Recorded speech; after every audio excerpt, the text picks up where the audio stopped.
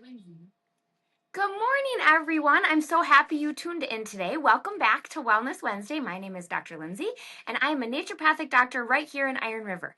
I specialize in helping people restore their health and revitalize their life, right? So, our little disclaimer, anything we discuss is for the purpose of general health support, not intended to treat or cure disease or anything like that. We're just here to support overall physiology, optimize overall health, and talk about fun stuff, right? And always consult with your primary healthcare provider before making any health changes. We know that.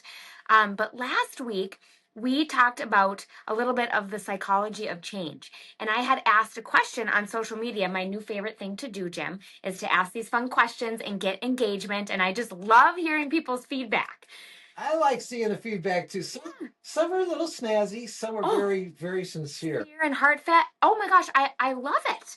It creates kind of what Facebook almost was originally designed for, which was that sense of community and being social. Positive encouragement. Right, versus just, some of the stuff we can see. Yes, more of that positivity trying to spread, right? I tell my brother to stop it. Yes. Every once in a while it gets the best of us. But it sparked this huge conversation because I shared that if you knew that 90 days from now you could lose 20 pounds, 44 centimeters squared of visceral fat, so the volume of fat around your organs, lose 18 pounds of pure fat while maintaining your muscle, have more energy, clear your brain fog up, actually feel like yourself again, would you commit to 90 days to your health? And I had an overwhelming responses of yes.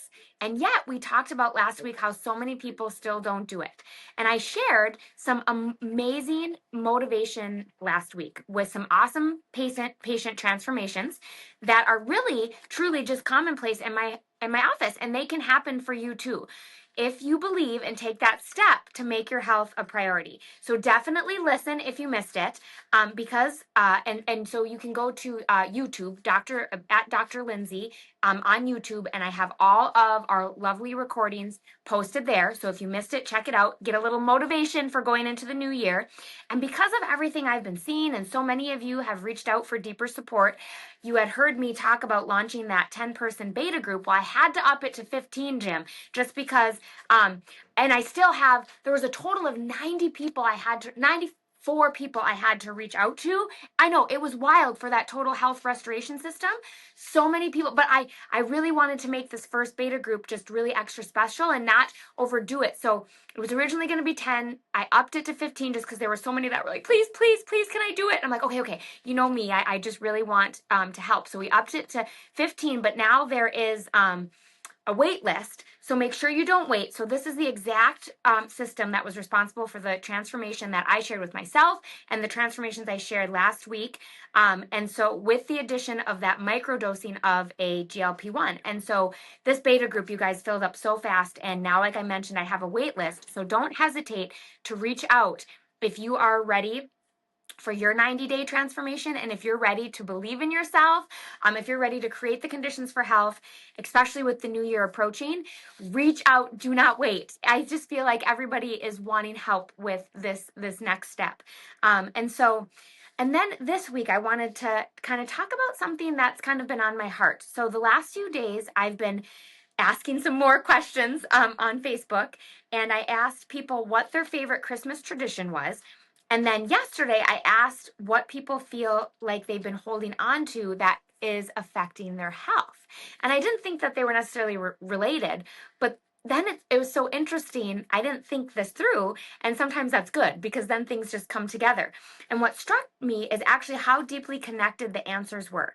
So the holidays are supposed to be magical, right? And they can be, and they're beautiful, and they're meant to be joyful, and they're centered around Jesus, love, family, around traditions that ground us and remind us who we are and where we come from.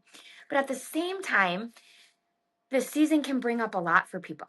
It can bring up grief, anxiety, disappointment, pain, guilt, pressure, and it's really fascinating and honestly a little bit heartbreaking of how both of these can exist at the same time.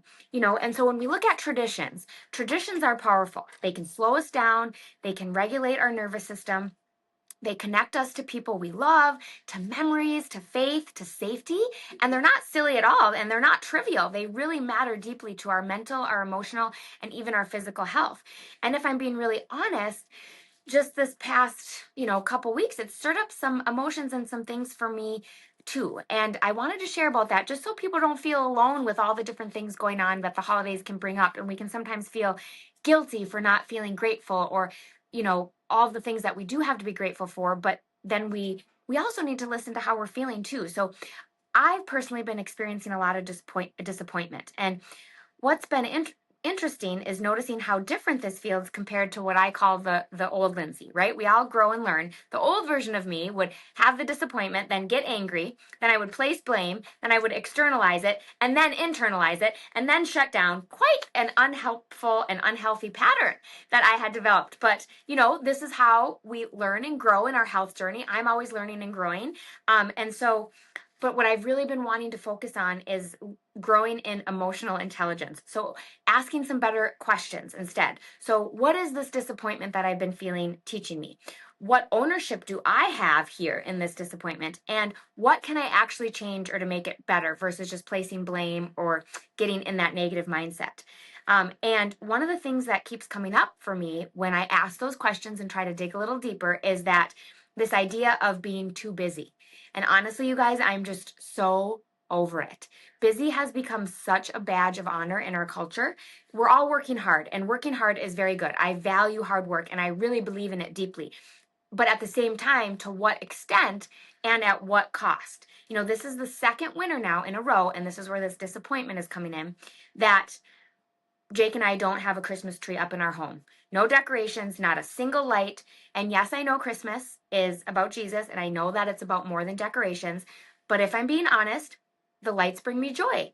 The tree brings me joy. The music, the movies, the cookies, they all bring lightness and this warmth to my heart.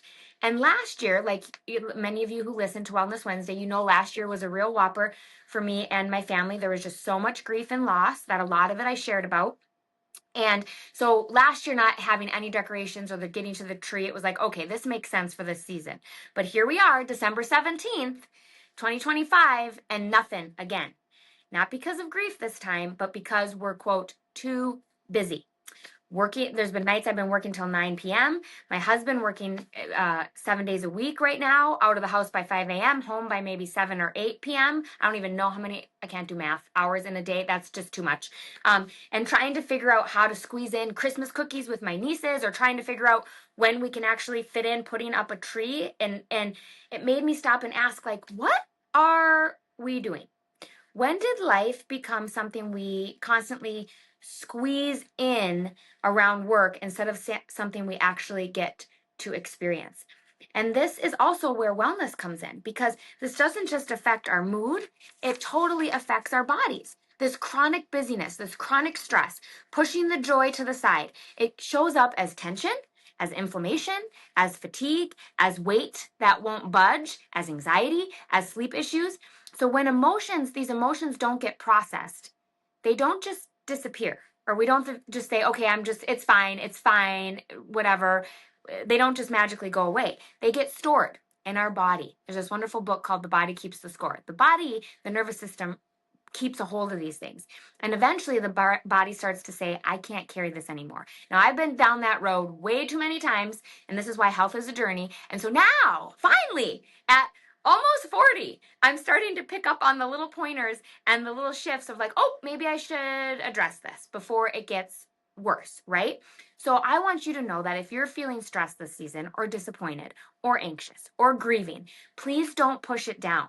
Don't tell yourself, well, I should feel different. I should be grateful, and I shouldn't be feeling this way. You feel that way. So acknowledge it. And then get curious. Ask yourself, what is this trying to teach me?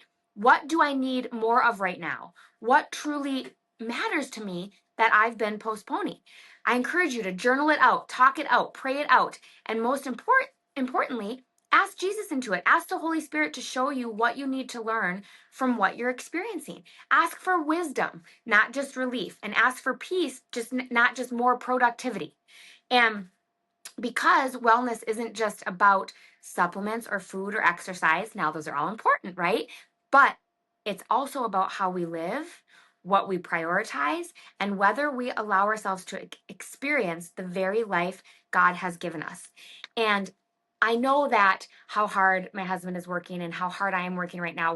We're both trying, like I just launched this total health restoration program, which is amazing and I'm so excited about. And it's going to be wonderful. It's just that up and coming is when you're doing it, there's a lot more work. And Jake is doing an expansion on the mill. So I know there's technically an end in sight, but is there? Because will it just be the next thing? Will it just be the next thing now that we're working on and it's 15-hour days and we're not putting up a tree again? And now it's year number 5 that we haven't had a tree or Christmas lights. You see what I'm saying? We have to be careful of the patterns that we're starting to form and of what we're allowing or not allowing into our life because they start to take hold and our priorities can change. So I want you to know that if this season feels heavy for you, that you're really not alone. Just talking to a lot of people, we have this pull to be joyous and to be grateful and to have all those things. And then yet so many people are suffering with grief because the people they love aren't with them around this time, or they're feeling this intense sense of sadness. And then they feel guilty or bad about that. And so I want you to encourage you that don't feel bad. There's no place, for shame or beating yourself up. Allow it to come to the surface. And maybe it's not a problem that you need to fix, but it's an invitation for you to grow. And I think that that can be really encouraging. And to know that in this, if you're experiencing this or if this resonates with you, that grace is available here. Joy is still possible for you this holiday season. And sometimes healing starts with slowing down enough to notice what you've actually been holding. And and I want to encourage you, so there was a couple journal prompts or questions that I encourage you to ask yourself. Also, I want to give you something you can implement right away that is so helpful. If you've been feeling in a little bit of a holiday funk or you don't know where to start, you can always start with gratitude. And I know sometimes we've heard this 100 times. Oh, say 3 things you're grateful for, or start and end your day with 3 things, and we kind of just blow it off like, that's too simple. But sometimes, just like hydration, the most simplest things make the biggest profound difference. And so sometimes, and also I know sometimes when we're feeling really down, it can be hard to think of the things we're grateful for, and we can be in this negative headspace. But then I want you to start with the basics. Literally, that if you have eyes to see, that is a blessing. Imagine people who can't see. You have ears to hear. Imagine people who have lost their ability to hear. Like, that is something to be so grateful for. Or hot water to shower. Like, that is a big deal. Some people have to shower in cold. Or sometimes if I'm having a hard time and I wake up in the morning, and for a lot of people, anxiety hits most in the morning. They'll wake up and they'll get those racing thoughts and all those, and I just take some deep breaths and I hear the heat kick on. What a perfect opportunity to be like, wow, I'm so grateful that I have heat pumping through my vent system and that I'm warm and cozy right now. Like, what a beautiful gift that is. And what that does, you guys, is that's not just some, hippy dippy feel good shenanigans. That is truly, when you shift to gratitude, you change your frequency, you change your energy. And it's like the law of attraction. And this absolutely shifts your mindset, it shifts your energy, and it can change the trajectory of your entire day. And when I say law of attraction, I also want to be clear that that's not some hippy dippy weirdness. Even if it is hippy dippy weirdness is awesome. But sometimes, especially being Christian, I have a ton of Christian patients. When I start talking about mindset or manifestation or law of attraction, they get a little weird, like almost like that's anti-God or something. Oh my goodness, it is not. It is of God. We are getting closer to God because we're raising our frequency. And if you believe in gravity, which I would be a little concerned if you didn't, like you drop a ball, it's going to drop to the ground, the law of gravity. Now that happens faster, so it's easy for us to see. But the law of attraction is literally the same type of law. It can take longer, so we don't comprehend it as well, but the law of attraction is just the same and as strong as the law of gravity. So if you are putting out there all that negativity and all that you're focusing on, and you sit in that disappointment, for example, like I have been a little bit too long here the last week or so, it's going to draw more of that into you. It's the law of attraction. It's a law. That's how it works. So we have to switch to that gratitude, to switch to being grateful for the heat coming on in my house and warming me, and switch that. My energy and my frequency will raise. I will draw more of that positivity into my life, and I can move forward and start experiencing some of that holiday joy that we all deserve. Right, Jim? Oh, absolutely. I mean, I think you're really hitting it on the point there. It's almost like I call it like an open-eyed prayer. Yeah. I mean, because if you don't ask, how can you receive? Yeah. Oh, sure, he knows what we want and need before we even have that clue. Absolutely. But if we're not asking, well, you can't receive that. Exactly. And one thing too, I remember Seth, our amazing pastor, he talked about how a lot of times, even before we ask, because sometimes, prayers start, I want to pray for this person to be well and for this person to heal, and we need this and we need that, which is okay. But like you said, God knows our needs before us. But also, if we open that prayer first with gratitude to God for all that we already have and are already grateful for, that not only like gives like thanks God, but also raises our vibrational frequency so that we are more energetically in a place to receive. Because if we do ask, but we're in this negative headspace, we can't even receive. Oh yes, yeah, it's like a spoiled child. Yeah. Yeah. You can't even get it. Dr. Linzi, you mentioned, the anxiousness, the anxiety Yeah. of the season. Yep. Not uncommon. Decades people have been questioning, themselves. I have often felt like when you talk with some of your patients who are dealing with stress like this, do you sometimes see maybe their feelings and their emotions not lining up correctly? I mean, would that cause more of an internal confusion, which would actually add to the anxiety? Make you more anxious? Yes. And I also find that it's also when people try to like block it, or that I find that is what is really what makes it worse, where we're trying to be like, well, I shouldn't be anxious, and people like should all over themselves, like, what's wrong with me? There's something wrong with me. Why am I anxious? I shouldn't feel this way. And it's like, but you do. So the sooner you can just accept how you're actually feeling, and ask questions instead of judge yourself. When you switch it to asking questions instead of judging yourself, your brain naturally, this is totally like neurochemistry. Your brain naturally wants to help you find the solution. Where judgment, we just continue that downward spiral. Sure. And that's why anxiety can escalate so fast. So then instead, if you just acknowledge, like, okay, maybe most people aren't anxious in this situation, but here I am walking into the grocery store. There's 800 million people here, and I feel the anxiety rising. Instead of trying to think that judge, there's something wrong with me. Why can't I just get over this? Acknowledge it, accept it, and then ask, okay, what does my body need right now? Maybe I need a little breather. Maybe I need a break. Maybe I need to sit in the car for a minute. Maybe I need a little less caffeine for a hot minute because I'm pushing myself even further over the edge, and we can start to ask questions, because then that allows us to find the solution versus judging ourselves. Dr. Linzi, kind of going back to where we started earlier the conversation where we talked about last week, with the beta group and the THRS, or the Total Health Restoration System.